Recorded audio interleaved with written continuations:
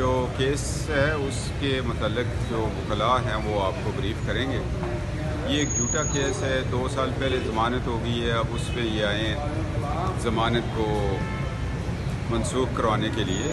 आगे कानून है, कायदा है और मुल्क के अंदर आइन है, अदालतें काम कर रही हैं, कोई फ़िक्र की बात नहीं, इंशाल्लाह सब ठीक हो जाएगा।